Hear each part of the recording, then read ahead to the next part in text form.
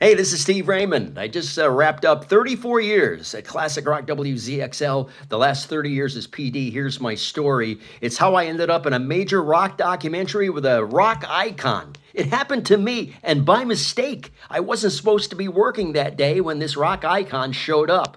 And I remember the day. It was a Saturday, a sunny, warm Saturday in August of 2002.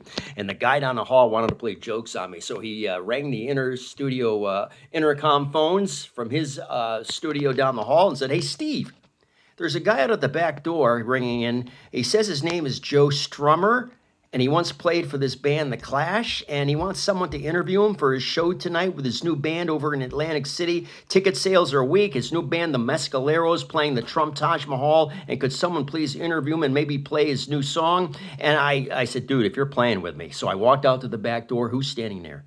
The rock icon himself, Joe Strummer, and his biographer with a big old movie camera on his shoulders. It's all documented in the film Let's Rock Again. You can search it on Amazon. I'm all through it. And by February 2004, he's calling me on the phone, the biographer, saying, "Hey, man, this movie has been accepted at the Tribeca Film Festival 2004. I said, "Really?"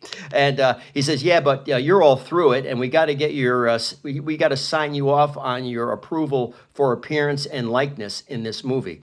And he says, "I'm going to fax you over the contract." And remember fax machines?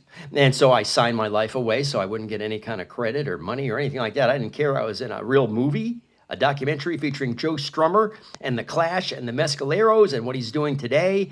Tribeca Film Festival 2004. That's not the end of the story. He would leave Atlantic City that night and go up to Boston. He could not get a station to interview him for that show.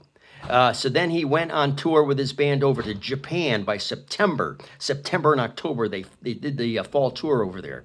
And by December, Joe Strummer and the band came home. Joe Strummer was walking his dog in London in December of 2002 when he got back to the house, sat in his favorite recliner, and passed away at the age of 50. And it turns out I was the last American DJ to interview Joe Strummer in studio on American soil. That's my story. Rock on. Thanks for listening, watching.